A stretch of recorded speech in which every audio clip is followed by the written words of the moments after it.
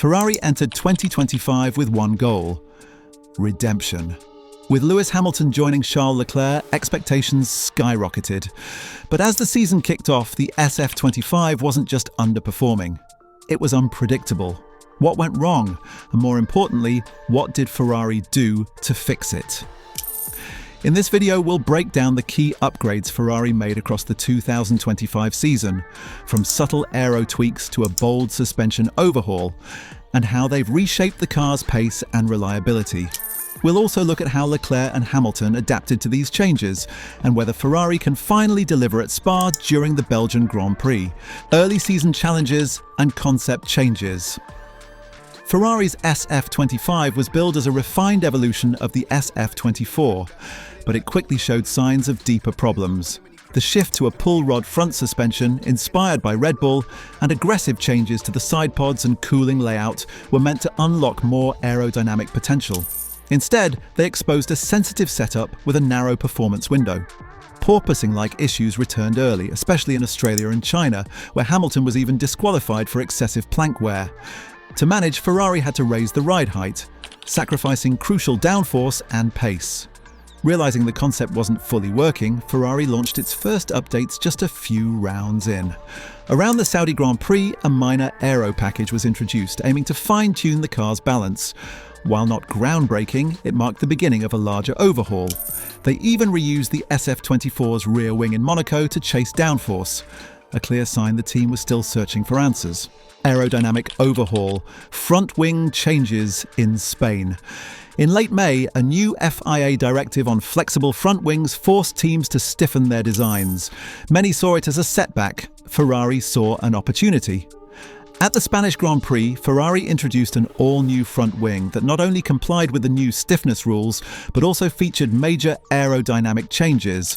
With reworked end plates and a reshaped main profile, it aimed to improve front-end grip and tame the SF-25 setup sensitivity. Charles Leclerc admitted the stiffer wing felt a bit trickier at high speed, but not in a bad way. While it didn't suddenly elevate Ferrari in the pecking order, it was a step forward. Proof that Ferrari was using external challenges to refine the car. At the same time, the team tweaked brake ducts and cooling layouts on a race-by-race basis, especially in hotter venues like Miami and Canada. These marginal gains kept Ferrari competitive in the upper midfield, but the real transformation was still ahead. The Spielberg step, all-new floor in Austria. Ferrari's most transformative upgrade arrived in late June at the Austrian Grand Prix, an all-new floor that redefined the SF-25's potential. This wasn't just a tweak, it was the centerpiece of their 2025 wind tunnel program, aimed at fixing the car's biggest flaw: the inability to run low without bouncing or wearing down the plank. Visually, nearly every part of the floor was reworked. Longer fences, reshaped edges, and a redesigned diffuser, all optimized to boost ground effect downforce while reducing sensitivity. The result? Ferrari could now run the car lower to the ground without sacrificing stability or triggering disqualifications like Hamilton's in China. On-track results. The impact was immediate. In Austria, Leclerc qualified P2 and brought home a podium, Ferrari's first real breakthrough of the season. He praised the new floor for delivering consistency and grip, especially in low-speed corners where the SF-25 had previously struggled. The car still lagged in high-speed sections, but this was a major leap forward. Even rivals took notice. Mercedes' George Russell called Ferrari a surprise, and McLaren's Andrea Stella acknowledged their floor redesign was radical, a complete overhaul that showed how aggressive Ferrari had become under the budget cap. Importantly, Ferrari's strong tyre management, now coupled with better downforce, allowed them to run flexible strategies, making them a more dangerous opponent in race trim. Austria marked the turning point and the start of Ferrari's push to address the remaining rear-end weaknesses. Targeting the rear weakness, suspension revamp tested. The second phase of Ferrari's upgrade plan zeroed in on a crucial weak point: the rear suspension. The original pull rod layout carried over from last year was causing the car to bottom out when run low, forcing Ferrari to raise the rear and lose vital downforce. New chassis technical director Loic Serra identified this early and led the development of a redesigned geometry to fix it. Rather than abandon the pull rod concept, Ferrari reworked the suspension's layout and mounting points, allowing for a more aggressive rake and lower ride height, all without compromising stability. The goal? Maximize the ground effect gains from the new floor introduced in Austria. Although the team initially hoped to debut the suspension at Silverstone, they opted for caution. Instead, Ferrari scheduled a private test at Mugello on July 16th, officially a filming day, but in reality a critical data-gathering session. Both Hamilton and Leclerc drove the SF-25 equipped with the new suspension and Austrian floor upgrade, essentially a quasi-B-Spec car. Feedback was promising. The revised suspension, which included a strengthened gearbox-mounted wishbone arm, delivered improved stability over bumps and curbs while preserving rake and aerodynamic load through Mugello's high-speed corners. With both major upgrades now working in tandem, Ferrari believes they've finally addressed the car's setup sensitivity and inconsistency. While this won't instantly close the gap to McLaren, it should unlock the SF-25's full potential, allowing drivers to push harder with better tyre management and fewer compromises. Leclerc and Hamilton, driving development from both ends. As Ferrari battled through technical challenges, their two drivers played pivotal roles in shaping the SF-25's evolution.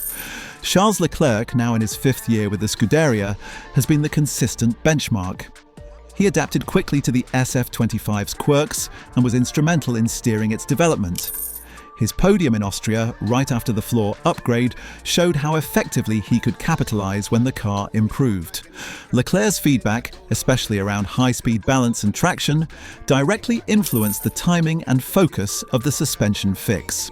Lewis Hamilton, new to Ferrari in 2025, faced a tougher start. The SF-25's balance was a far cry from what he was used to at Mercedes. Early in the season, he explored multiple setup directions, most of them unproductive, before settling into a setup style closer to Leclerc's. That shift, combined with the new floor, helped Hamilton close the performance gap. By Silverstone, his pace was nearly level with Leclerc's, even topping a practice session, and he praised the Austria upgrade for finally unlocking more of the car's potential. Budget cap strategy, targeted aggression. Ferrari's 2025 upgrade campaign also reflects the challenges of competing under F1's budget cap and aero testing limits. With resources tightly controlled, the team couldn't afford endless small upgrades. They had to pick their battles carefully. Team boss Fred Vasseur made it clear early on, if Ferrari was close to the front, development would continue. If they were too far off, the focus would shift to 2026. In reality, Ferrari was just a few tenths behind, close enough to justify a push. That meant prioritizing two big-ticket upgrades, the new floor and the rear suspension, both developed as a quasi-B-Spec version of the SF-25. To avoid costly mistakes, Ferrari refined its simulation and wind tunnel tools after past correlation issues, ensuring upgrades performed as expected, which they largely did. Between races like Canada, where no major updates appeared, the team conserved budget and prepped for bigger changes. Vasseur also stressed that setup and execution could deliver more lap time than hardware alone. So while Ferrari upgraded the car, they also focused on maximizing tyre usage, improving strategy calls, and reducing operational errors.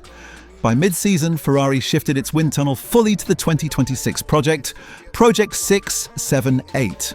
No more major SF-25 upgrades are planned after Spa, aside from minor track-specific tweaks. Still, skipping the suspension fix would have sent the wrong message, so Ferrari pushed it through, striking a balance between short-term results and long-term gains. In short, Ferrari's 2025 strategy was smart and aggressive. Make two upgrades that matter, get them right, and execute better on track. Now it's about delivering results with what they have, before the next chapter begins in 2026. Conclusion. Ferrari's 2025 season has been a story of evolution, not revolution. From struggling with ride height and porpoising early on, to introducing a game-changing floor and suspension package, the Scuderia has clawed its way back into contention. With Leclerc's sharp feedback and Hamilton's championship experience, Ferrari now has a car that's finally starting to show its true potential. As the team heads to Spa for the Belgian Grand Prix, all eyes will be on whether this upgraded SF-25 can finally challenge McLaren and Red Bull, not just in qualifying, but across an entire race weekend. If you enjoyed this deep dive into Ferrari's technical fightback, don't forget to like, subscribe, and hit the bell for more cutting-edge F1 insights.